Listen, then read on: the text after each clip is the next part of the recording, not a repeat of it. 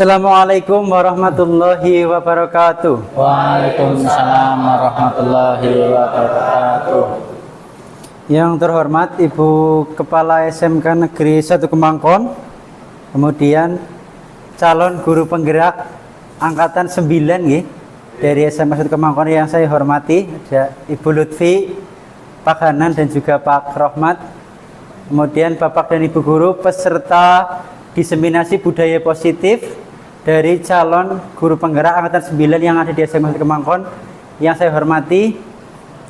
Pertama-tama marilah senantiasa kita tidak lupa untuk memanjatkan puji syukur kehadirat Allah Subhanahu wa taala atas berkat limpahan rahmat, nikmat dan karunia-Nya sehingga kita pada siang hari ini dapat berkumpul dalam rangka diseminasi budaya positif dari calon guru penggerak angkatan 9 dari SMK Negeri 1 Kemangkon. Salawat dan salam marilah senantiasa kita sanjungkan kepada junjungan kita Nabi besar Muhammad Sallallahu alaihi wasallam. Semoga kelak kita termasuk golongan yang memperoleh syafaat di yaumul qiyamah. Amin. Ya, pada siang hari ini kita semua akan mendapatkan ilmu kembali ya, diseminasi terkait dengan budaya positif yang akan disampaikan oleh Bapak Ibu guru calon guru penggerak dari SMK 1 Kemangkon. Untuk efisiensi waktu, marilah kita buka bersama dengan membaca basmalah. Kami ikuti. Bismillahirrahmanirrahim. Selanjutnya adalah sambutan atau pengantar dari Kepala SMK Negeri 1 Kemangkon yang dalam hal ini diwakili oleh Wakakurikulum Bapak Suliman SPD. Kepada Bapak Suliman kami silakan. Terima kasih atas waktu yang diberikan. Assalamualaikum warahmatullahi wabarakatuh. Yang terhormat Ibu Kepala Sekolah yang kebetulan sekarang sedang ada kegiatan di luar, tidak bisa membersamai kita. Yang saya hormati teman-teman CGP angkatan 9, ada Bu Lutfi, Pak Rohmat dan Pak Hanan. Kemudian yang saya hormati rekan-rekan guru SMK Negeri 1 Kemangkon. Alhamdulillah puji syukur kita haturkan pada Allah Subhanahu wa taala, kita diberi kesehatan dan kenikmatan sehingga kita pada hari ini bisa berkumpul di ruangan ini dalam rangka diseminasi dari calon guru penggerak yang angkatan 9 ini. Nanti ada Bu Lutfi yang akan menyampaikan tentang keyakinan kelas, kemudian ada Pak Hanan yang akan menyampaikan tentang budaya positif, dan yang terakhir yang ketiga nanti ada Pak Rohmat yang akan menyampaikan tentang segitiga restitusi. Untuk yang pertama kalinya Bapak Ibu, kami sangat senang sekali dengan adanya kegiatan ini. Dari teman-teman CGP nanti bisa menularkan ilmunya yang didapat selama pendidikan terhadap kita semua kepada seluruh warga sekolah. Karena kita tahu bahwa kita dalam rangka pelaksanaan di kurikulum Merdeka itu bisa terlaksana ketika ada budaya positif. Nah, salah satu budaya positif adalah ini hari ini, yaitu tentang diseminasi. Ada diseminasi atau penularan ilmu dari teman-teman CGP.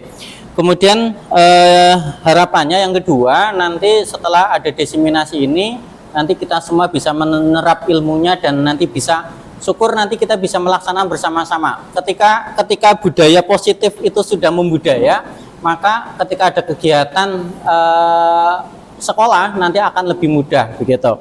Dan pada akhirnya nanti kurikulum Merdeka bisa berjalan dengan maksimal.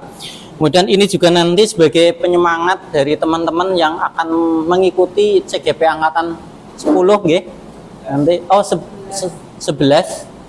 Nah, 10 dan 11 dan angkatan 11 sudah dibuka. Monggo Bapak Ibu yang kemarin belum daftar bisa segera mendaftar untuk angkatan 11 ini.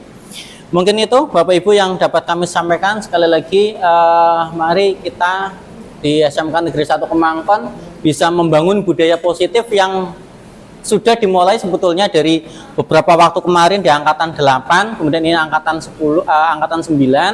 Jadi nanti endingnya nanti adalah kegiatan pendidikan itu bisa berjalan sesuai dengan kodratnya itu. Jadi kurikulum Merdeka nanti bisa berjalan. Mungkin itu yang dapat kami sampaikan, kurang lebihnya mohon maaf ya, dan terima kasih. Assalamualaikum warahmatullahi wabarakatuh. Ya, terima kasih kami sampaikan kepada Pak Suliman nggih. Langsung saja Bapak Ibu yang berbahagia, marilah kita bersama akan mendengarkan materi dari Ibu Lutfiana Septi Susianti SPD MPD yang akan menyampaikan terkait dengan keyakinan kelas. Kepada Ibu Lutfi kami silakan.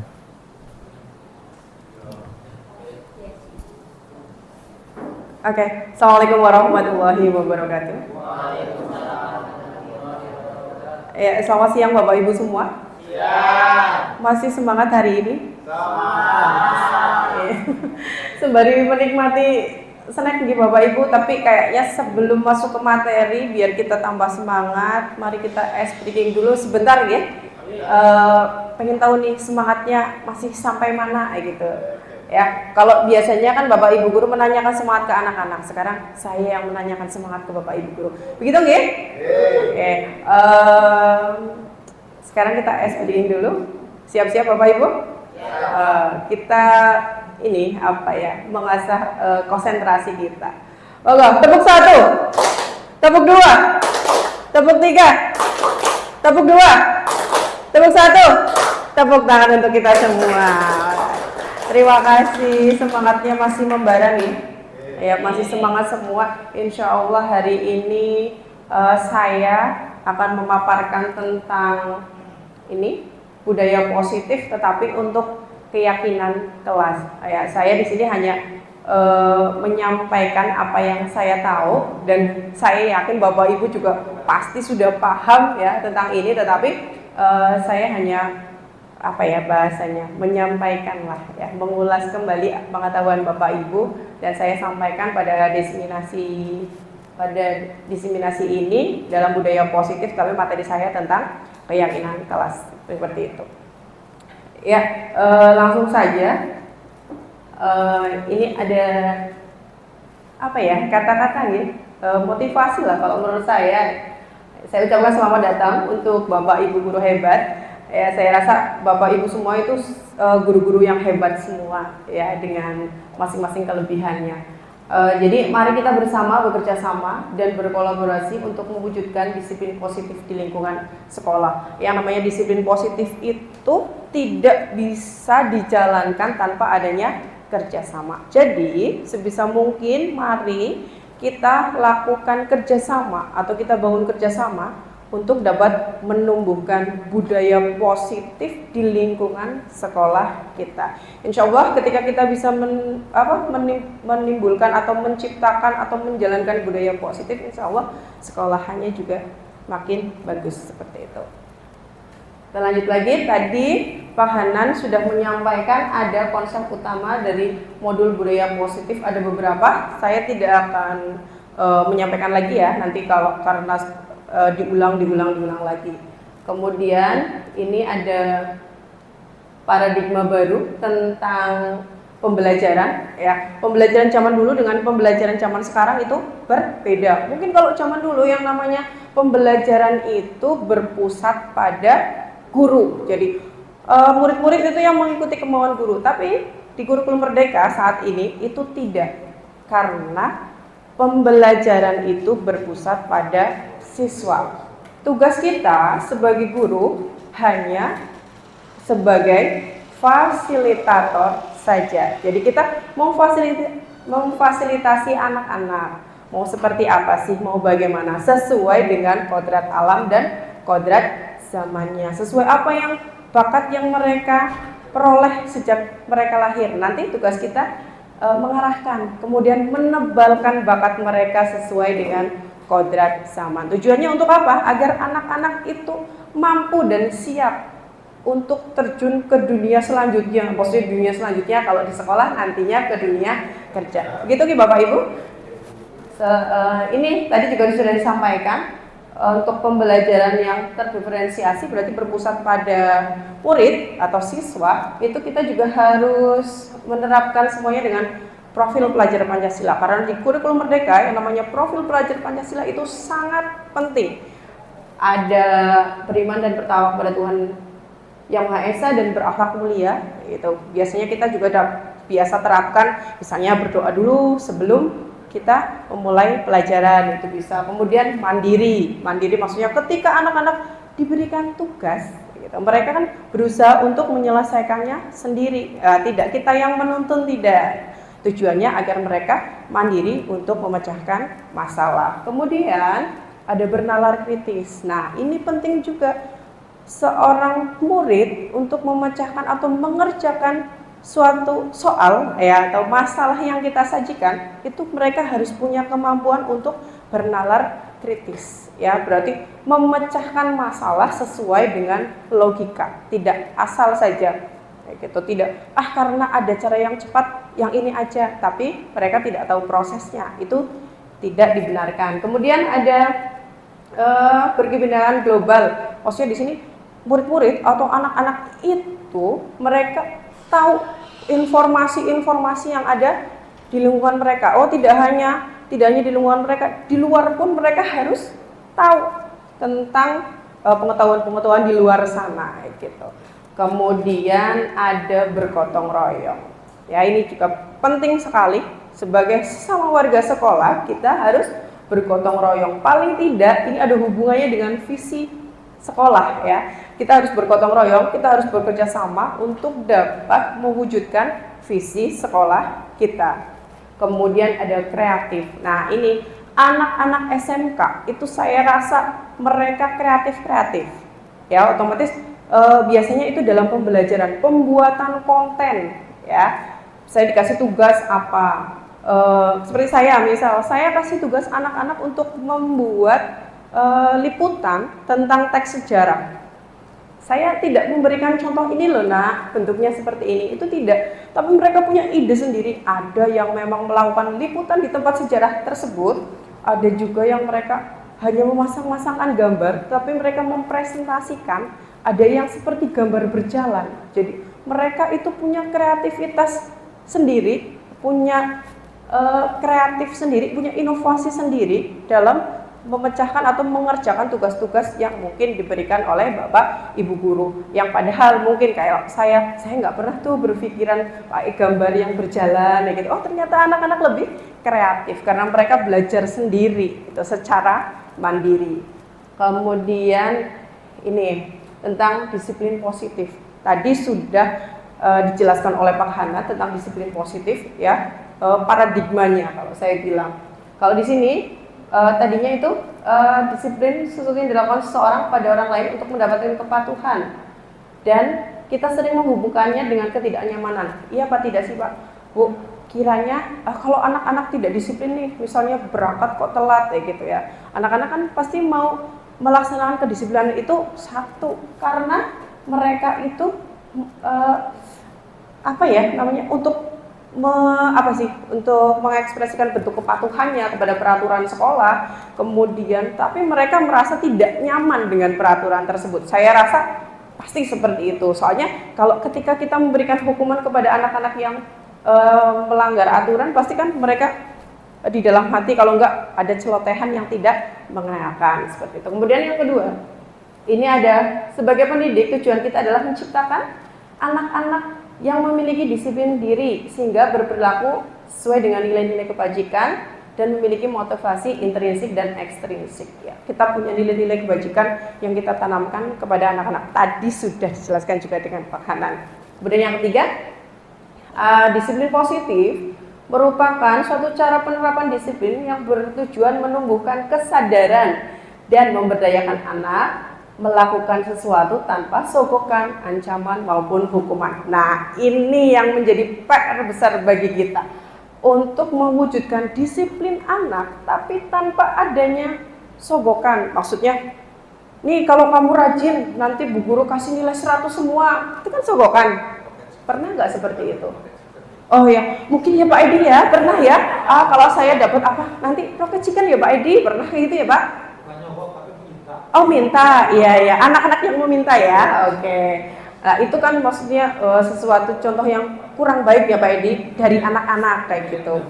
Oh sudah ada, oh begitu, mungkin sudah ada yang mendahului ya, oke. Berarti budaya yang seperti itu harus kita hapuskan. Kemudian ini ancaman, besok kalau datang terlambat lagi, saya suruh kamu push up 2 kali lipat, gitu. Atau jadi yang tadinya 20 jadi 40, seperti itu kan bentuk ancaman kepada anak-anak yang membuat mungkin anak-anak tidak merasa nyaman seperti itu. Kemudian hukuman itu sama saja, udah push up aja, konsekuensinya apa? Kamu datang lambat nggak pakai baju yang bener, celananya sobek atau celananya pakai celana pensil, kan kita sering seperti itu. Itu ya kalau saya rasa masih banyak lah ya budaya-budaya yang seperti itu. Ya tujuannya memang bagus lah. Kalau saya rasa untuk mendisiplinkan anak punya berbagai cara seperti itu. Selanjutnya, nah ini kebutuhan dasar manusia. Tadi Pak Hanan juga sudah menyampaikan tentang kebutuhan dasar manusia. Tetapi saya ingin memberikan contoh ketika dalam lingkungan sekolah ya. Misalnya kebutuhan bertahan hidup, ini juga sama sebenarnya. Kebutuhan akan ada sandang, kemudian pangan, satu lagi apa ya? Papan, iya, sandang, pangan, papan. Ini merupakan kebutuhan hidup semua manusia, termasuk siswa ataupun kita sendiri, seperti itu. Yang kedua, nah ini kasih sayang dan rasa diterima. Nah ini kita sering sekali, kalau saya rasa Bapak Ibu seringlah menjumpai anak-anak yang mungkin caper dalam pembelajaran, dijelaskan kok misalnya ngobrol sendiri, kalau enggak dijelaskan kok malah tidur. Kadang ada anak yang dijelaskan dia ngeliatin sambil kayak gini, ngeliatin kita, tapi setelah ditanya, no, nggak tahu apa-apa, gitu ya. Ada ya yang seperti itu. Nah, mungkin anak-anak yang seperti itu anak-anak yang membutuhkan perhatian, ya. Mungkin juga dia di rumah tidak punya kasih sayang dari orang tuanya, tidak mendapatkan kasih sayang dari orang tuanya, sehingga mereka caper ke gurunya. Ya tujuan mereka mungkin ingin mendapatkan kasih sayang dan rasa diterima. Tetapi kebanyakan kalau saya juga masih ketika itu, kalau ada anak yang itu, bukannya kita jadi sayang ya, tapi gemes ya, gemes deh, sini udah capek-capek menjelaskan kok malah tidur, priwe gitu ya, gitu. Nah itu untuk kasih sayang dan rasa diterima. Mereka caper untuk mendapatkan kasih sayang, untuk merasakan keberadaan mereka diterima oleh guru tersebut. Kemudian ini ada penguasaan. Terkadang di dalam kelas kan ada kelompok yang dominan ya. Nah itu ada satu kelompok yang pokoknya kalau dia ngomong A, yang lain harus A, gitu. Dia merasa menguasai kelas tersebut, gitu. Itu biasanya masih ada. Gitu. Mungkin mereka berkelompok, tapi mereka punya nilai yang lebih daripada teman-temannya. Jadi dia merasa untuk menguasai kelas. Kemudian ini kebebasan. Kebebasan maksudnya kayak kemarin di tempat kita, harusnya tidak boleh jajan di luar nih. Karena merasa ada kebebasan, mereka pergi saja jajan di luar. Ingin merasakan kebebasan tapi tanpa memikirkan konsekuensi dari apa yang mereka lakukan, seperti itu. Kemudian ada kesenangan. Mungkin dengan yang tadinya mereka jajan di luar, itu ada satu kesenangan tersendiri dalam diri mereka. Nggak ada jajan di sekolah, keluar, mereka merasa senang. Ada bentuk kepuasan dari diri anak atau kesenangan dari diri anak mengenai apa yang mereka lakukan, seperti itu. Ini untuk kebutuhan dasar manusia. Kemudian, nah ini tadi juga sudah dijelaskan, saya kasih gambarannya nih. Penghukum misalnya nih, wah di lapangan mereka disuruh untuk push up. Sering lihat yang seperti itu? Sering. Ya, kemudian ini mohon maaf ya. Kemudian yang kedua, pembuat rasa bersalah. Nih, saya pernah praktek membuat rasa bersalah. Gimana nih? Gitu ya, kayak kalimat-kalimat yang tadi Mas Hanan, Pak Hanan sampaikan. Membuat rasa bersalah sehingga anak tersebut merasa, aduh nggak enak nih sama Bu Guru, nggak enak nih sama Pak Guru. Kemudian mungkin ada usaha untuk tidak melakukannya lagi. Kemudian yang ketiga, memposisikan diri sebagai teman. Nah, mungkin kalau posisi ini paling banyak ya. Ya. Sebenarnya tadi sudah dibilang ada nilai plus dan minusnya gitu. Tapi kita harus berhati-hati juga ketika posisi kita sebagai seorang teman, itu anak-anak bisa menyepelekan kita.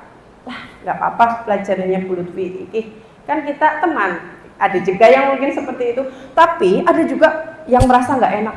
Saya mau nggak ikut pelajarannya Bu Lutfi, tapi karena sudah akrab sama Bu Lutfi, jadi saya ikutlah, saya akan mengikutinya, saya akan mengikuti pelajarannya dengan baik. Ada yang seperti itu.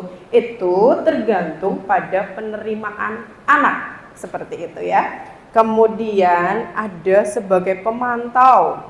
Ini hanya memantau saja, ini anak seperti apa nih setelah kita jadi teman, setelah kita jadi penghukum, kita memantau perkembangan anak seperti apa. Selanjutnya ini yang memang tadi ditanyakan Pak Edi ya, sebagai manajer susah sekali untuk menjadi manajer dan rasanya ya memang benar-benar sulit gitu. Kita cuma diem.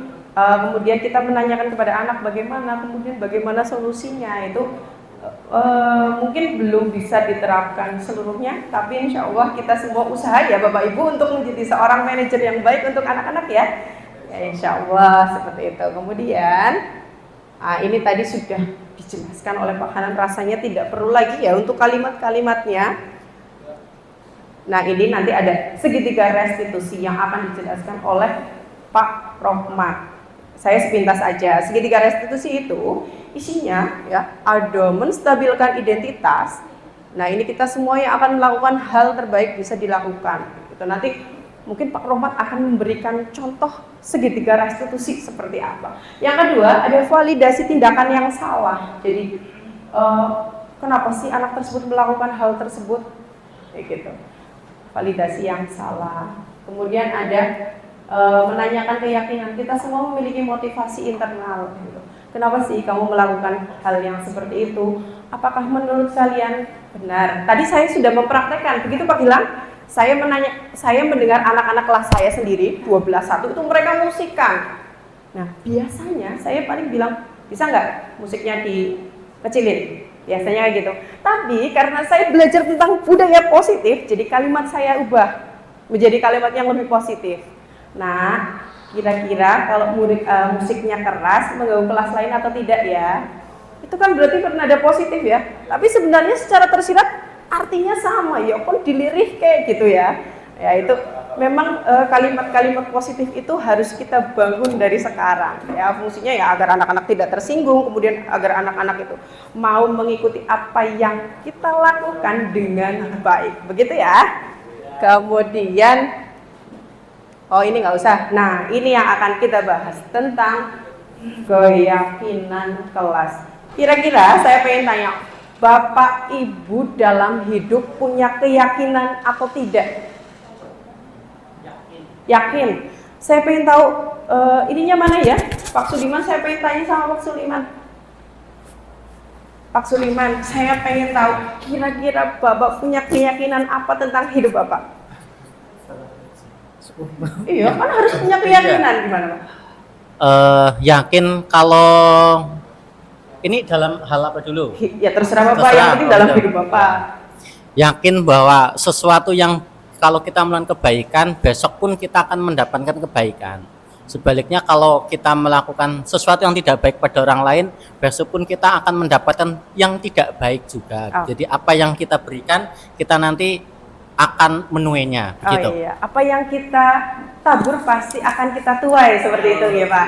Nah, kira-kira apakah Bapak akan melakukan keyakinan itu dengan sungguh-sungguh, mempercayainya? Oh ya, saya percaya pokoknya kalau saya baik pasti nanti saya akan mendapatkan sesuatu yang baik juga. Seperti itu atau? Kalau ini sih, kalau bagi saya itu tak yakini semenjak dulu, karena saya sering sih kalau saya dilalah gitu ya. Baik, kadang-kadang itu ada sesuatu yang kadang tidak terpikirkan sebelumnya kok dapat sesuatu yang baik. Sebaliknya juga sering gitu ya.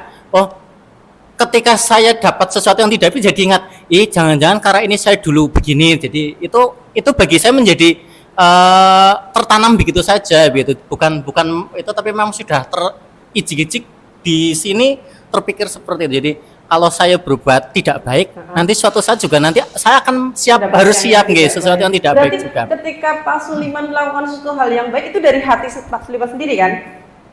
Bukan atas perintah orang seperti itu. Ya diusahakan sih begitu lah. Jadi kadang ya kalau saya sih malah lebih seringnya kalau nanti suatu saat sudah salah, contoh ya kalau di kelas lah, kadang sih tidak kepingin ya marah dengan anak, tapi terus terang kalau saya kan masih tipe yang pangapunten, kadang emosinya kurang. Kadang saya setelah itu juga nanti saya harus sadar nanti suatu saat akan balik ke saya dan itu benar sering terjadi begitu. Berarti kan dilakukan juga berdasarkan kesadaran ya Pak? Betul, nggih. Itu salah satu bentuk keyakinan. Sekarang saya pengen tanya ke yang lain selain Pak Suliman. Ini ada pertanyaan ya Bapak Ibu, mengapa kita memakai helm saat menggunakan sepeda motor? Saya pengen tahu kenapa sih Bapak Ibu kok ketika mengendarai sepeda motor Bapak Ibu itu memakai helm? Saya pengen tahu. Pak Anjas mungkin? Di mana Pak Anjas mungkin? Kenapa Pak Anjas memakai helm? Saya rasa sering Pak Anjas, kemudian Pak Edi, kemudian Pak Wanto. Ketika ada anak-anak yang tidak memakai helm, nah itu berada pada barisan paling depan. Kenapa? Kalau menurut saya, kenapa kita harus memakai helm? Ya. Yang pertama adalah kita yakin karena keselamatan itu adalah yang nomor satu. Kita sadar bahwa keselamatan itu adalah penting, maka dari itu kesadaran itu akan membawa kita untuk mengarah ke arah sana dan yakin atas apa yang kita yakini bahwa memakai helm itu adalah suatu hal yang sangat dibutuhkan atau penting. Iya. Terima kasih. Berarti untuk keselamatan ya Pak. Oke, untuk keselamatan. Sekarang saya mau menanyakan hal yang kedua. Siapa yang mau menjawab ini? Mengapa kita memakai masker kemarin saat pandemi COVID-19? Ayo, Bu Ratna mungkin atau Pak Hamzah mungkin. Silahkan Bu Ratna. Kenapa Bu Ratna kemarin ketika COVID-19 kok Bu Ratna pakai masker? Karena apa? Pada saat kemarin ada virus corona COVID-19 ataupun pada saat kita sakit itu kita pakai masker itu agar kita itu tidak tertular dan tidak menulari. Ya, berarti sakit. Agar kita sehat ya Bu? Iya, agar kita sehat. Oke. Ya, Bapak Ibu, terima kasih ya Bu Ratna. Terima kasih Pak Anjas. Begini Bapak Ibu, berarti Bapak Ibu sudah punya jawaban atas pertanyaan ini. Yang pertama, mengapa kita memakai helm saat menggunakan sepeda motor? Jawabannya untuk keselamatan. Betul. Ketika ditanya pertanyaan yang kedua, kenapa Bapak Ibu memakai masker ketika ada COVID-19? Ya untuk kesehatan, biar tidak tertular dan tidak menularkan. Nah itulah jawaban dari keyakinan. Hal yang kita yakini sendiri dan kita percaya sendiri, lalu kita melakukannya dengan penuh kesadaran. Oh ya, saya sadar nih untuk keselamatan, biar tidak mungkin kecelakaan atau apa, kita memakai helm. Seperti itu, tidak melulu karena peraturan. Kemudian kenapa kita memakai masker? Ya agar kita itu sehat, tidak COVID-19. Ya maksudnya tidak ada COVID pun kita harus memakai masker ya, khususnya untuk kesehatan biar tidak debu kayak gitu. Kita tidak flu, kita tidak batuk seperti itu. Jadi itulah yang namanya keyakinan, begitu ya Bapak Ibu. Kemudian, nah ini kita lihat keyakinan kelas sekarang. Keyakinan kelas adalah sini ya. Ini berupa kalimat positif yang mudah diingat dan dipahami dan harus diterapkan di lingkungan sekolah. Keyakinan kelas dibuat guru bersama dengan murid-murid. Jadi, kalau selama ini sepertinya seringkali kita membuat peraturan kelas. Iya nggak Bapak Ibu? Kalimatnya bagaimana coba? Ada yang bisa mencontohkan salah satu Pak Gilang mungkin? Contoh peraturan kelas. Bagaimana Pak Gilang? Contohnya bagaimana kira-kira yang kalimatnya berupa peraturan kelas? Kalau saya sih biasanya masih tetap pakai itu ya Bu. Ada kata yang bukan kalimat positif, contohnya tidak boleh membuat keributan saat pelajaran IPAS begitu. Ya, tidak boleh membuat keributan saat pelajaran IPAS. Tidak boleh. Berarti kan itu masih kalimat-kalimat peraturan ya. Tapi kalau di sini kita harus rubah menjadi kalimat yang positif, jadi bagaimana kira-kira Pak Milan? Menjaga ketertiban selama pembelajaran IPAS. Ya, gitu ya Bu. menjaga ketertiban selama pembelajaran IPAS. Hebat. Nah, seperti itu ya. Pasti dari yang tadinya jangan dilarang. Nanti kita rubah menjadi kalimat-kalimat yang positif. yang lebih mengena kepada anak, tetapi lebih bisa dijalankan dengan sepenuh hati karena itu merupakan kesepakatan seorang guru dengan siswa atau muridnya. Seperti itu. Selanjutnya, nah ini bagaimana sih ketika membentuk keyakinan kelas? Yang pertama, lebih abstrak daripada peraturan. Abstrak itu maksudnya peraturannya lebih pendek dari segi kalimatnya. Kayak tadi, tidak boleh ini. Misalnya mengikuti pelajaran dengan baik, itu kan cukup. Maksudnya tidak boleh ngantuk, tidak boleh tidur, tidak boleh bermain dengan temannya, tidak boleh bercanda. Itu kan banyak. Nah, kita ubah menjadi kalimat yang positif, mengikuti pelajaran dengan baik, seperti itu. Itu untuk yang lebih abstrak dari peraturan. Kemudian berupa pernyataan yang universal, maksudnya yang umum. Karena mungkin nanti kita bikin kesepakatannya per kelas pasti berbeda-beda nih, per angkatan. Misalnya saya juga sudah membuat kesepakatan kelas misalnya dengan kelas 10.2. Nanti saya berbeda kesepakatan kelasnya dengan 10.3. Misal yang tadinya peraturan tidak boleh merusak komputer atau dirubah menjadi menjaga fasilitas sekolah. Nah, itu di kelas 10.2, tapi ketika kita terapkan di kelas 10.3 tidak bisa. Kenapa tidak bisa? Karena di 10.3 tidak ada komputer, seperti itu kan. Jadi yang namanya keyakinan kelas itu kita buat berbeda-beda, yang universal sesuai dengan kebutuhan dari murid itu sendiri, seperti itu. Kemudian ini dibuat dalam bentuk positif. Tadi Pak Gilang sudah mencontohkan, dari yang namanya peraturan kita rubah menjadi kalimat-kalimat yang positif, seperti itu. Kemudian sedikit saja agar tidak mudah diingat. Agar mudah diingat, agar tidak mudah diingat. Gak usah terlalu panjang, sudah mengikuti pelajaran dengan baik itu sudah cukup. Berarti tadi isinya tidak ngantuk, tidak bercanda dengan teman, gitu ya, banyak isinya. Gitu. Terus sesuai dengan kondisi kelas sekolah agar mudah diterapkan. Nah, tadi sudah saya sedikit jelaskan juga. Kalau itu peraturan di 10.2 tentang komputer ya tidak bisa diterapkan di 10.3 ataupun 10.4. Berarti kita harus sesuaikan dengan kondisi kelas atau kondisi anak-anak.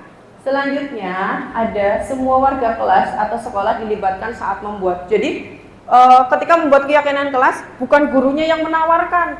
Kalau saya dulu sebenarnya mungkin sudah biasa kita lakukan, tapi bunyinya bukan keyakinan mungkin ya, tapi peraturan kayak gitu. Kayak saya peraturan tidak boleh ini, tidak boleh ini gitu kan, kebanyakan kayak gitu. Tapi ternyata itu keliru. Ya itu harus kesepakatan bersama. Anak-anak suruh menuliskan bagaimana, nanti kita pilih-pilih, kemudian yang disetujui yang mana, dan itu yang kita terapkan dalam pembelajaran kita, seperti itu. Nah, ini tujuannya. Kenapa sih kita membuat keyakinan kelas? Bapak Ibu kira-kira tujuannya apa sih untuk membuat keyakinan kelas? Kan setelah tahu yang namanya yang tadinya peraturan itu sekarang berubah menjadi keyakinan. Kira-kira tujuannya untuk apa sih? Kalau Pak Wanto mungkin tujuannya untuk apa sih membuat keyakinan kelas? Sudah pernahkah membuat keyakinan kelas, Bapak? Belum pernah. Oh, belum pernah. Kalau Pak Wanto, kalau kiranya belum pernah, setelah nanti dapat materi ini, Pak Wanto kira-kira mau menerapkan keyakinan kelas atau tidak? Ya. Iya, oke. Keren sekali ya. Iya, saya akan mencoba menerapkan di pembelajaran saya nanti ketika mendapatkan materi ini. Iya, oke. Terima kasih. Keren banget. Berarti ada usaha ya, ada usaha nantinya setelah mendapatkan materi ini, berarti akan menerapkan keyakinan kelas. Nah, kita bahas yang pertama dulu, menumbuhkan daya semangat belajar kepada anak. Maksudnya, kenapa sih menumbuhkan daya semangat? Karena mereka yang membuat keyakinan sendiri, otomatis mereka kan harus melakukan dan melaksanakannya dengan sepenuh hati. Nah, itu akan menimbulkan semangat bagi mereka sendiri. Kan beda ya, ketika peraturan dari guru, mungkin anak-anak rada berat, rada males. Tapi ketika itu merupakan keyakinannya disepakati bersama, otomatis mereka harus melaksanakannya dengan sepenuh hati. Itu untuk yang pertama. Kemudian yang kedua, membentuk karakter positif pada anak, melewati kebiasaan-kebiasaan positif, kemudian perilaku positif, keteladanan dari seluruh warga sekolah. Dari keyakinan yang sudah dibentuk tersebut, nantinya dapat menciptakan karakter-karakter yang baik. Karena sudah biasa, apa ya kalau saya bilang, sudah pembiasaan apa ya? Pembiasaan apa kebiasaan ya? yang tadinya enggak sekarang sudah biasa dan mungkin dilakukannya dengan sepenuh hati gitu, tidak ada beban. Kemudian yang ketiga nih, mewujudkan disiplin positif pada anak yang kemudian akan menjadi budaya positif. Kalau dari diri anak itu sudah menjadi disiplin positif, nantinya kalau kita lebih lama lagi menerapkannya itu akan membudaya. Jadi mungkin tidak hanya dilakukan oleh satu kelas itu, tapi mungkin untuk kelas-kelas lain kita sudah punya ciri khas masing-masing, jadi sudah membudaya untuk disiplin positif. Nggak perlu nih gurunya ngoprak-ngopraki untuk disiplin, tapi mereka sudah punya kesadaran sendiri karena yang dari disiplin positif itu sudah menjadi budaya dari anak-anak SMK Negeri 1 Kemangkon. Ya seperti itu. Selanjutnya, nah ini contoh-contoh kalimat peraturan. Ini kan ada dilarang membuang sampah sembarangan, kemudian ada dilarang merusak komputer, yang ketiga dilarang datang terlambat, dilarang membuli, dilarang tidur di kelas, dilarang memakai topi di kelas. Nah, kata-kata dilarang ini itu belum mencerminkan kalimat yang positif. Itu masih peraturan sekali. Tapi memang banyak ya yang seperti itu ya. Saya pun ketika itu masih melakukannya seperti itu.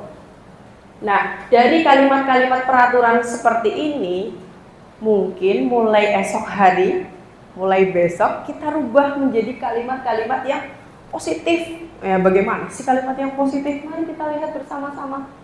Nah, dari tadi, yang contoh tadi peraturan, kita rubah menjadi kalimat yang positif. Misalnya, menjaga kebersihan kelas. Kan kayaknya lebih enak didengar ya Bapak Ibu? Iya kan? Daripada jangan membuang sampah sembarangan, kayaknya kalau mau mengikuti itu berat hati. Tapi kalau menjaga kebersihan kelas, berarti kan lebih enak, kalimatnya lebih positif. Kemudian menjaga fasilitas sekolah, tadi mengatakan tidak boleh merusak komputer. Iya, berarti kan komputer merupakan fasilitas sekolah. Atau tidak boleh mencoret-coret tembok, itu juga fasilitas sekolah. Kemudian ini berangkat tepat waktu, yang tadinya jangan berangkat terlambat, gitu ya. Jadi berangkat tepat waktu. Kemudian ada yang keempat, saling menjaga dan menghormati sesama warga sekolah.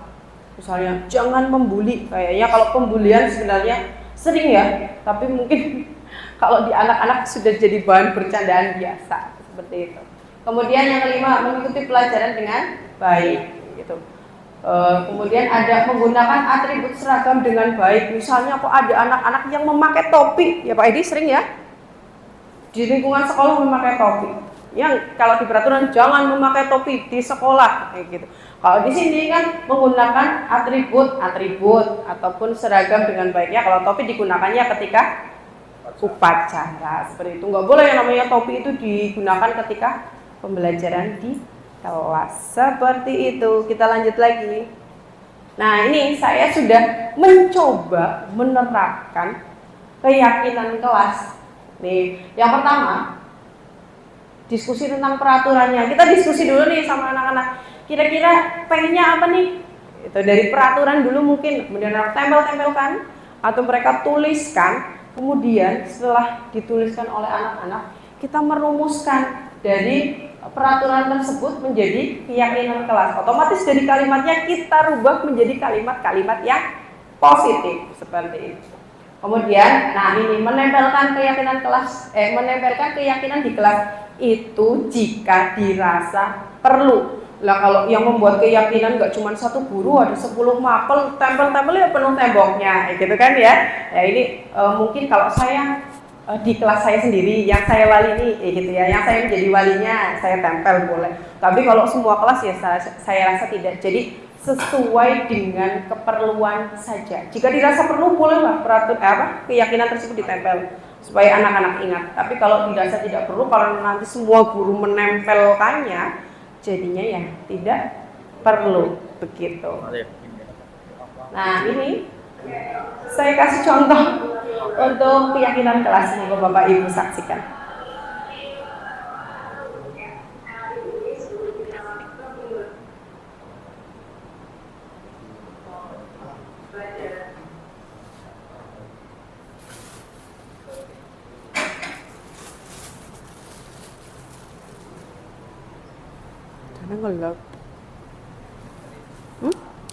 Ora wifi. Loh, nggak bisa ditonton ya. Kurang. Betul. Aduh, ini bagaimana ini? Nanti dibagi saja.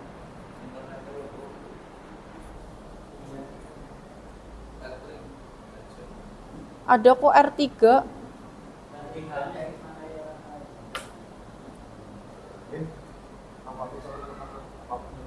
Bentar. Minyak kain, minyak sampah kan di kemarin beli. Iya, sing bangkat di belakang ya. Sing botolnya sampai cilik. Apa eh?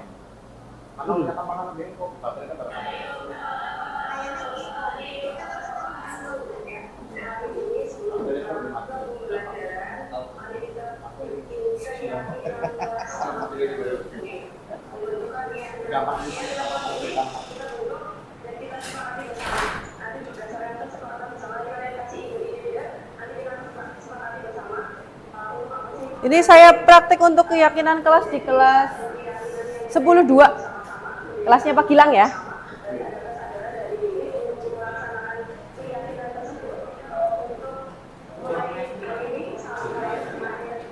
Kameranya yang jelek. Kameranya.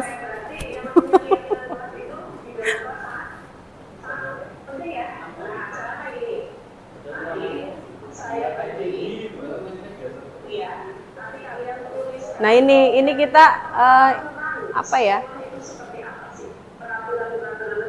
Membahas dulu tentang peraturannya ya, biar anak-anak itu kira-kira apa sih yang diinginkan. Mereka menuliskannya.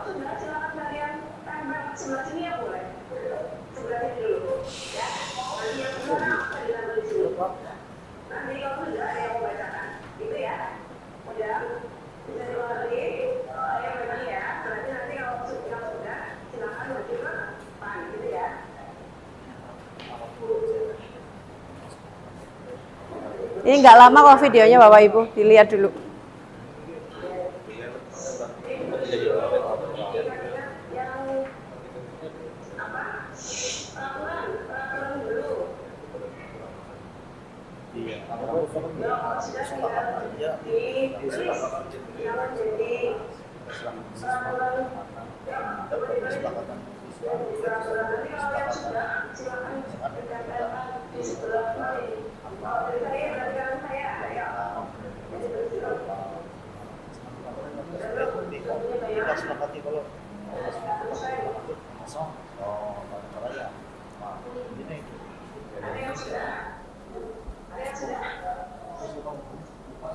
Mungkin saya cepatkan ya Bapak Ibu, ini untuk peraturan yang mereka sudah tuliskan, kemudian mereka tempelkan. Ya, jadi peraturan yang mereka ketahui apa saja sih, kemudian ditempelkan di situ. Mas Bro, mau ganti yang foto komentari.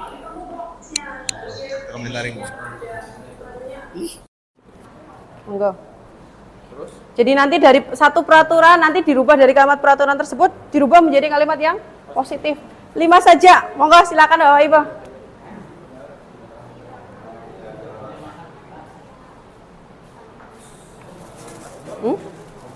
Iya ya. Sambung.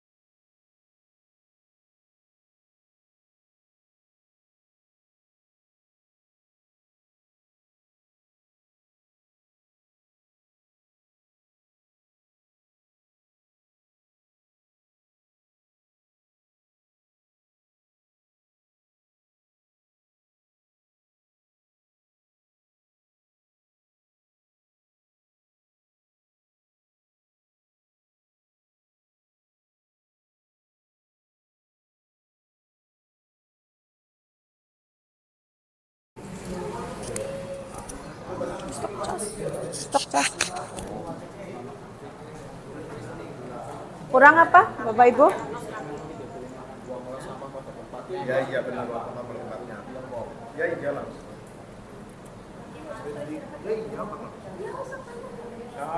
Kurang? Masih kurang?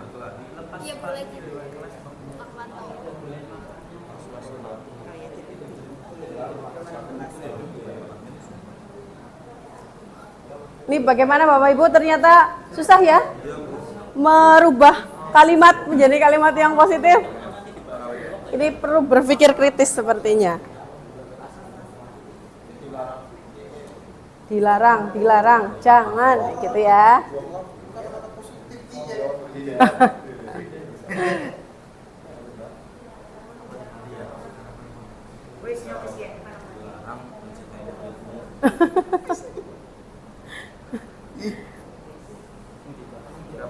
Sudah dapat berapa Bu Ratna?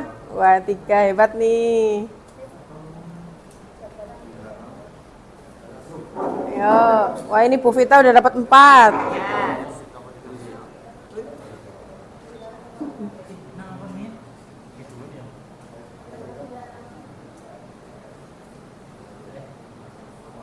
Sudah?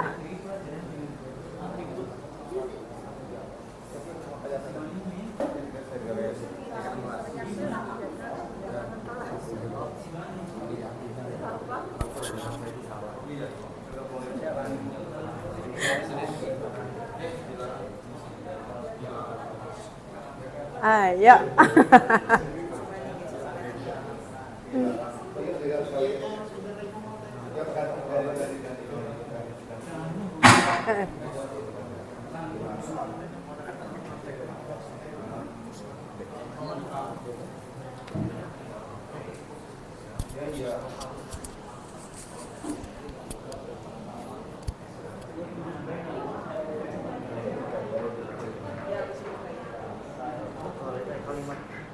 Ayo, apakah sudah Bapak Ibu? Bu Ratna sudah? Wah, hebat. Nanti saya minta tolong salah satu dari Bapak Ibu untuk membacakan di depan. Nanti jika sudah, silakan Bapak Ibu tempel di tembok sana ya. Kurang? Balik. Buka aja. Mau ditempel dulu baru dibaca, apa dibaca dulu baru ditempel? Dibaca dulu saja nggih. Nanti salah satu dari Bapak Ibu maju. Berpasang-pasangan. Wah, nanti Pak Edi yang mau maju dulu ya Pak Edi. Nanti sembari nunggu teman-teman yang lain Pak Edi. Nanti nunggu itu sudah 1, 2, 3. Oh, kurang 1 Pak. Jangan. Ya ganti ke atas.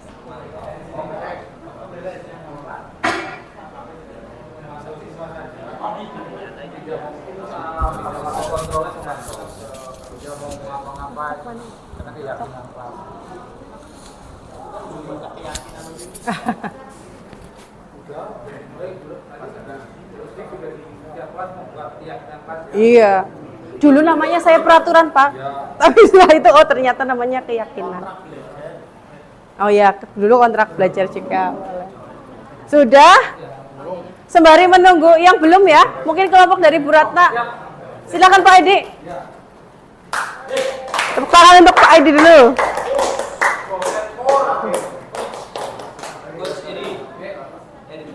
Dibacakan saja yang peraturan, kemudian setelah dirubah menjadi keyakinan kelas apa? Ya, dari rangkuman kelompok saya, ya, peraturan yang pertama adalah jangan datang terlambat. Terus menjadi keyakinan kelas, datanglah tepat waktu. Oh, madep sini. Ini nggak kelihatan. Ya. Ya, yang kedua, peraturan dilarang memakai sepatu di dalam kelas. Keyakinan kelasnya, taruhlah sepatu pada rak sepatu. Terus peraturan yang ketiga, tidak boleh makan di kelas. Keyakinan kelasnya, makanlah di tempat yang disediakan. Peraturan yang keempat, jangan mengotori kelas. Keyakinan kelasnya, jagalah kebersihan kelas. Peraturan yang kelima, dilarang membuat gaduh. keyakinan kelasnya jagalah ketenangan kelas. Oke, terima kasih. Terima kasih Pak Edi. Silakan dipasang di sana Pak Edi. Di tembok sana Pak Edi. Oke. Berarti setelah kita tadi simak apa yang dibacakan oleh Pak Edi, saya rasa Bapak dari kelompoknya Pak Edi sudah bisa merubah kalimat peraturan menjadi kalimat yang punya nilai positif ya. Oke, tepuk tangan untuk kita semua.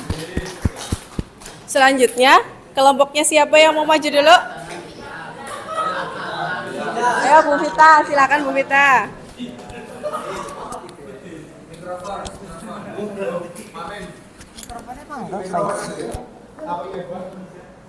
Ya langsung saja. Peraturannya yang pertama jangan mencoret-coret tembok. Terus keyakinannya jaga kebersihan kelas. Yang kedua dilarang bermain HP di kelas. Kemudian keyakinannya gunakan HP untuk aktivitas belajar. Yang ketiga jangan datang terlambat. Keyakinannya datang ke sekolah tepat waktu. Yang keempat dilarang memakai sepatu ke dalam kelas. Keyakinannya lepaslah sepatu sebelum masuk kelas. Ya, yang terakhir itu jangan membuli teman di kelas. Kemudian keyakinannya jagalah sikap dan perilaku antar teman. Oke, keren sekali ya. Oke. Ya keren banget. Sekarang yang ketiga kelompoknya. Wah, Pak Wanto. Coba. Jangan memukul, jangan mencintai ya. Bisa ayo. Ya. Ih, Monggo. bisa langsung ya? Ya. Corolla. Ayo peraturannya, Pak. Peraturan kelas pertama, dilarang menggunakan perhiasan berlebihan. Keyakinan kelas, gunakan perhiasan secukupnya. Oke. Kedua, dilarang membuang sampah di kelas. Oke. Keyakinan buanglah sampah pada tempatnya. Kemudian ketiga, dilarang berisik di dalam kelas. Diam adalah emas. Wah, diam adalah Mas. Oke. Yang keempat, dilarang mengotori kelas. Ini keyakinan kelasnya, kebersihan adalah sebagian dari iman. Terus yang kelima, dilarang menggunakan sepatu berwarna putih. Berarti keyakinan kelasnya, gunakan sepatu sesuai peraturan. Oke, keren.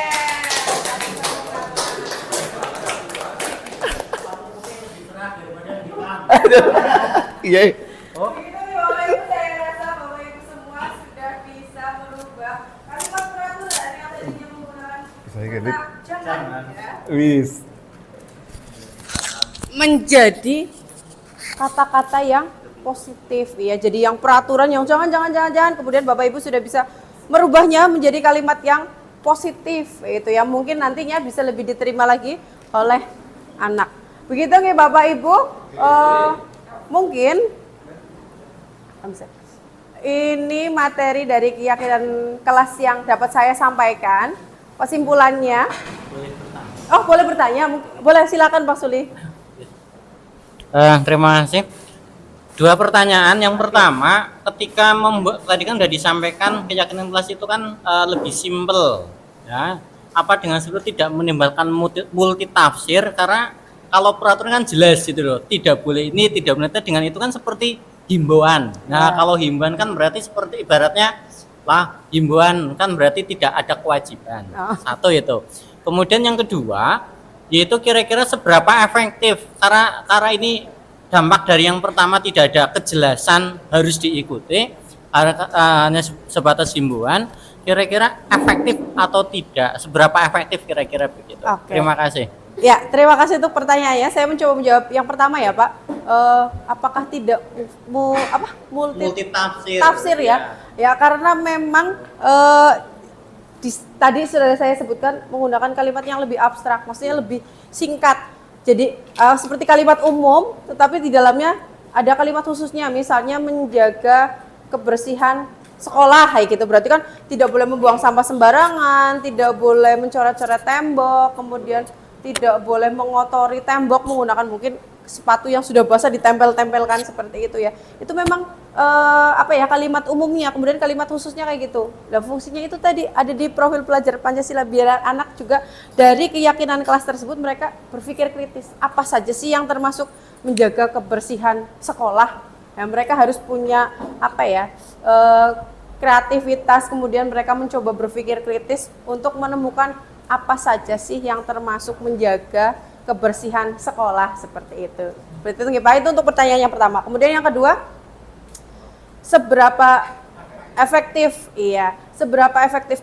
Saya rasa saya belum bisa mengatakan itu 100% efektif ya, karena saya pun baru memulainya kayak gitu. Tapi setidaknya karena itu keyakinan yang dibuat oleh anak sendiri, berarti anak itu punya tanggung jawab terhadap kesepakatan yang mereka yakini sendiri kayak gitu. Kan mungkin kalau sebagai anak lebih senang melakukan sesuatu berdasarkan apa yang disepakati sendiri daripada ini loh gurunya yang bilang kamu harus begini, kayaknya kan lebih berat hati melakukannya. Jadi saya rasa kalau untuk efektif tidaknya, selain kembali ke personal anak masing-masing, itu lebih efektif karena itu yang mereka sepakati secara bersama-sama. Jadi mereka akan melakukannya dengan sungguh-sungguh, mereka akan melakukannya dengan sepenuh hati. Seperti itu Pak Suliman, begitu? Lihat saya kasus yang sering saya lihat itu ya, kadang-kadang pas masuk kelas ada anak menggunakan sepatu. Kadang saya tanya sih, ini kesepakatan di kelasnya bagaimana itu? Iya Pak, sepatunya dilepas begitu. Lah terus kok ini dibiarkan? Ternyata ada anak itu teman-temannya tahu kalau dia ngelanggar, yang bersangkutan juga tahu kalau dia ngelanggar, tapi kan karena tidak ada yang tadi himbauan sih, mungkin karena wujudnya hanya himbauan, jadi lah tidak apa-apa lah begitu. Lah itu yang tapi itu yang terjadi. Saya pernah ngamat masuk kelas kok begitu. Lah ini kesepakatannya bagaimana? Ya enggak boleh Pak begitu. Anaknya juga tahu begitu loh. Itu yang kira-kira kita sudah siap apa belum kira-kira kalau kita mau seperti itu gitu. Ya kalau ditanya siap atau tidak siapnya, kita harus siap ya Pak. Iya. Tapi kan itu kembali lagi berarti anak tersebut belum mempunyai kesadaran diri untuk melakukan keyakinan yang sudah disepakati. Mungkin sebagai temannya juga harus mengingatkan ya. Misalnya si A, kamu tidak boleh, kamu lupa ya tentang keyakinan kelas kita kan, harus tidak memakai Sepatunya di luar. Iya, sepatu digunakan di luar kelas. Kalau di dalam kelas berarti tidak dipakai seperti itu. Harusnya mereka itu saling. Si anak tersebut dia juga harus punya kesadaran diri untuk melaksanakan keyakinan yang sudah disepakati bersama. Kemudian teman yang lain berarti untuk mengingatkan seperti itu. Terima kasih. Sami-sami. Mungkin ada pertanyaan yang lain atau dirasa sudah cukup? Sudah cukup nih Bapak Ibu? Cukup Ibu. Oke. Terima kasih untuk waktu yang diberikan kepada saya untuk memaparkan tentang keyakinan kelas. Saya berharap Bapak Ibu semua dapat melaksanakan atau menjalankan keyakinan kelas di kelas kita masing-masing sesuai dengan mata pelajaran kita masing-masing. Dan saya yakin Bapak Ibu guru adalah Bapak Ibu guru yang hebat, dapat menerapkan budaya positif di sekolah kita. Mungkin sekian dari saya. Terima kasih untuk partisipasinya. Assalamualaikum warahmatullahi wabarakatuh. Oke, sebelumnya Assalamualaikum warahmatullahi wabarakatuh. Waalaikumsalam warahmatullahi wabarakatuh. Ya, hari ini sebelum kita ke pembelajaran, mari kita bikin keyakinan kelas terlebih dahulu. Nih, pembentukan keyakinan kelas. Keyakinan kelas ini kita bentuk dan kita sepakati bersama. Nanti berdasarkan kesepakatan bersama, nanti kalian kasih ide-ide, nanti kita sepakati bersama. Untuk apa sih? Nanti untuk menjadi satu keyakinan yang kita yakini bersama-sama, menjadi tanggung jawab bersama. Berarti ada kesadaran dari diri untuk melaksanakan keyakinan tersebut untuk mulai hari ini sampai di akhir semester, begitu ya? Udah nggak? Udah. Oke, berarti yang namanya keyakinan kelas itu di dalam kelas sangat penting ya. Nah, sekarang kayak gini. Nanti saya bagi nih ya, nanti kalian tuliskan kira-kira peraturan sekolah itu seperti apa sih? Peraturan-peraturan nanti kalian tuliskan, misalnya dilarang apa gitu ya. Nanti kalian tuliskan dulu, saya bagi kalian tuliskan. Kalau sudah silakan kalian tempel sebelah sini ya boleh. Sebelah sini dulu ya. Nanti yang dilarang apa ditempel di sini. Nanti kalau sudah ada yang membacakan, gitu ya. Udang, bisa dimengerti? Saya bagi ya. Berarti nanti kalau yang sudah silakan maju ke depan, gitu ya. Nanti dibagi sama temennya. Oke. Nanti ditulis dulu, diingat-ingat yang apa? Peraturan dulu. Ya, kalau sudah tinggal ditulis yang menjadi peraturan. Yuk, coba ditulis yang jadi peraturan. Nanti kalau yang sudah, silahkan ditempelkan di sebelah mana ini. Kalau dari saya berarti kanan saya. Yuk, ya ditulis dulu. Sudah belum? Sudah punya bayangan? Tulis fan. Ada yang sudah? Ada yang sudah? Sudah? Ada yang sudah? Kalau yang sudah ditempel di sini silahkan. Mbak, waduh ini ke bawah ya. Sini.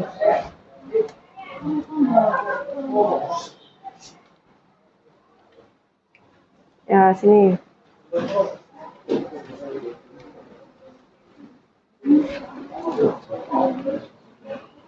Sebelah sini ya boleh. Iya, yang dilarang. Apa? Oh, tak nanti. Oh, kebalik kamu kok. Kebalik, ditulis di sebelah sini ya. Iya, tulis lagi. Tulis lagi, nanti maju lagi sini, Fen. Itu kebalik nulisnya. Harusnya yang ada lemnya. 1, 2, 3, 4, 5, 6. Ada lagi yang mau menambahkan? Ayo sambil nunggu Fendi. Nanti minta tolong salah satu ada yang membacakan. Siapa yang mau membacakan? Aras. Nanti dibacakan.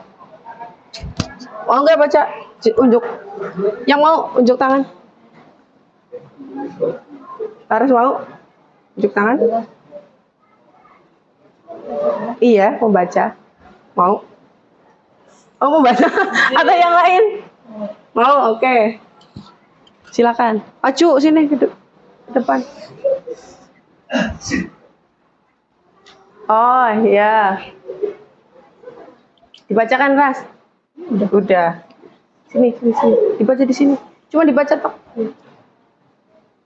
Serong.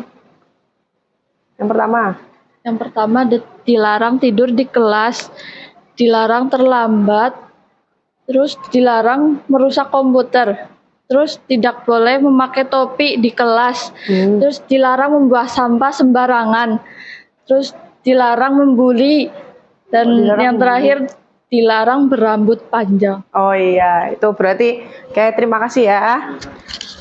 Nggak usah ada. Nih, berarti ada untuk peraturannya ya. Dilarang tidur di kelas. Tidak boleh tidur di kelas ya. Kemudian dilarang terlambat. Masih ada yang suka terlambat? Masih. Kemudian dilarang merusak komputer. Dilarang ya, Kak. Walaupun di depan kalian banyak komputer, tapi nggak boleh diceklek-ceklekin ataupun dirusak ya. Kemudian ini apa? Tidak boleh memakai topi di kelas. Iya, masa di kelas pakai topi. Kemudian dilarang membuang sampah sembarangan. Masih adakah yang suka memasukkan jajan plastik ke selorok meja? Masih. Terus ini ada dilarang membuli. Ya, nggak boleh membuli temannya. Kemudian dilarang berambut panjang. Nah, ini kan masih peraturan ya. Nah, nanti kita bikin keyakinan, berarti kata-katanya yang lebih positif lagi. Ya, tapi yang masih berhubungan dengan ini. Misalnya dilarang tidur di kelas. Berarti apa harusnya? Tidak mengantuk kayak gitu. Ya, bolehlah. Berarti pakai kata-kata yang lebih positif lagi. Nanti ini kan karena kalian yang buat ya. Berarti nanti kita sepakati bersama menjadi keyakinan kelas kita. Begitu ya. Oke, tadi saya sudah bagi kertasnya, silakan ditulis kembali. Yang untuk keyakinan kelas, silakan.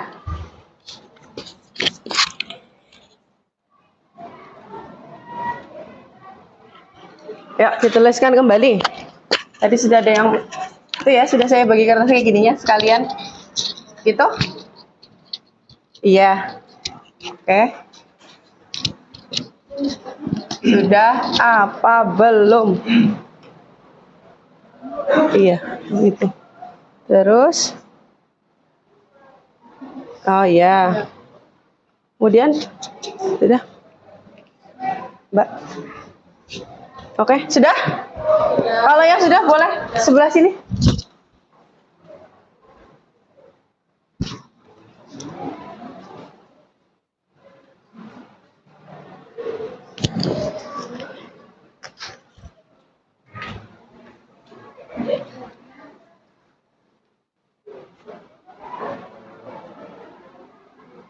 Ada lagi? Ini sudah? Saya bacakan ya, saya coba bacakan. Yang pertama, menggunakan atribut sesuai ketentuan. Tadi kalau di sana apa? Ada enggak? Ya, memakai topi ya. Dilarang memakai topi. Kalau di sini jadinya menggunakan atribut sesuai ketentuan ya. Topi dipakainya di luar, mungkin ketika upacara. Kemudian berangkat tepat waktu. Kalau di sana dilarang terlambat. Oke. Ini mengikuti pelajaran dengan baik. Misalnya apa? Dilarang mengantuk ya atau tidur di kelas gitu, betul. Terus ini menjaga fasilitas sekolah. Tadi apa? Merusak komputer, betul. Menjaga kebersihan kelas. Kalau dilarang membuang sampah sembarangan. Kemudian ini saling menjaga dan menghormati sesama warga sekolah. Tadi di sana dilarang membuli. Iya, berarti kalian sudah bisa membuat keyakinan kelas ya. Ada 1, 2, 3, 4, 5, 6 ya, yang sudah kira-kira disepakati bersama-sama apa tidak ini?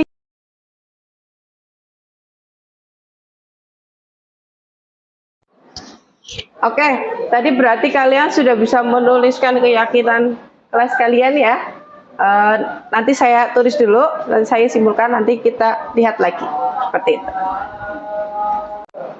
Ya, ini sudah dituliskan tadi berdasarkan keyakinan kelas yang kalian buat. Saya bacakan lagi. Yang pertama, menjaga kebersihan kelas ya. Kemudian yang kedua, menjaga fasilitas sekolah. Yang ketiga, berangkat sekolah tepat waktu. Kemudian saling menjaga dan menghormati sesama warga sekolah. Kemudian mengikuti pelajaran dengan baik. Terus menggunakan atribut seragam sesuai dengan ketentuan sekolah. Begitu ya, berarti ini keyakinan kelas yang kita sepakati bersama. Bisa kita jalankan bersama. Ya, berarti nanti kita melaksanakannya dengan kesadaran diri yang tumbuh dari diri kita sendiri. Oke, terima kasih. Untuk selanjutnya LKS-nya dibuka, kita mulai pelajaran seperti itu.